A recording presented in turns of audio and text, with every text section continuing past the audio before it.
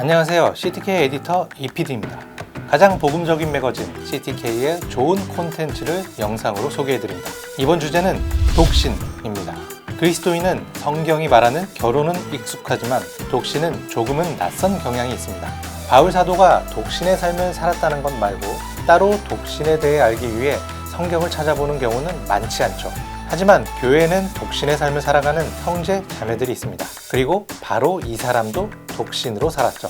존 스토트, 복음주의의 대가로 불리는 인물입니다. 그가 평생을 독신으로 살았다는 사실은 많이 알려져 있습니다. 때문에 스토트가 살아온 독신의 삶과 독신에 대한 생각은 많은 주목을 받았죠. 먼저 스토트는 결혼과 독신의 균형에 관하여 언급했습니다.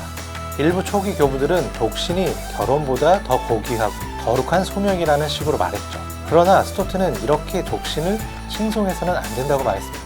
또한 성관계를 합법적인 욕망으로 어기거나 결혼을 합법적 간음으로 폄하하는 금욕주의에 대해서는 분명하게 거부했습니다. 성은 하나님이 주신 선한 선물이며 결혼 역시 하나님이 직접 만드신 제도라는 것입니다. 그러면서 결혼이 선하다면 더불어 독신도 역시 선한 것임을 강조합니다. 요약하자면 결혼한 상태도 독신의 상태도 모두가 선하며 그 자체로는 둘 중 어느 것이 낫다고 말할 수 없다는 것입니다. 두 번째로 스토트는 사람들이 독신으로 지내는 이유에 대해서도 설명합니다. 스토트는 마태복음 19장에서 예수님이 말씀하신 고자에 대해서 그 답을 찾을 수 있다고 설명합니다. 스토트는 이 성경 말씀을 통해 사람들이 결혼하지 않는 이유 3가지를 언급합니다.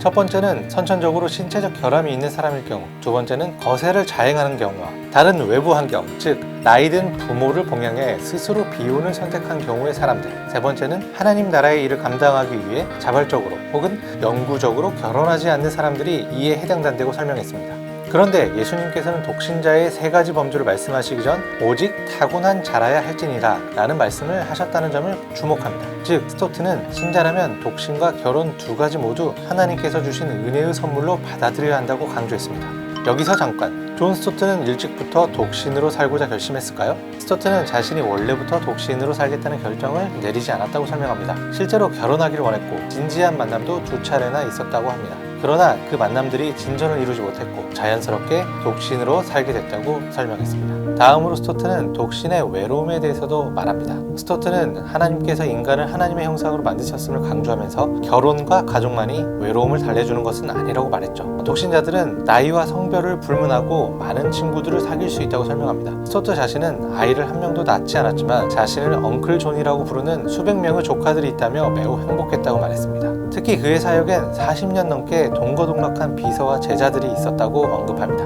이런 관계 속에서 스토트는 결코 외롭지 않았겠죠. 마지막으로 스토트는 독신자들에게 3가지를 당부합니다. 첫째, 너무 서둘러 결혼하지 마십시오. 우리 인간은 25살이 되어야 성숙해집니다. 미숙한 나이에 결혼한다면 성숙한 결혼 생활을 놓치고 말 것입니다. 그러니 기다리십시오. 매일 하나님께 인생의 동반자를 만나게 해달라고 기도하고 혹 하나님께서 나를 독신으로 살기를 원하시는지 물어보십시오. 둘째, 평범한 사회생활을 해나가고 다양한 우정의 관계를 쌓아가십시오. 세 번째, 하나님께서 여러분에게 독신의 삶을 살라고 부르신다면 그 뜻에 맞서지 마십시오. 이 말씀을 중요하게 기억하시기 바랍니다. 각 사람은 하나님께로부터 받은 은사가 있어서 이 사람은 이러하고 저 사람은 저러합니다.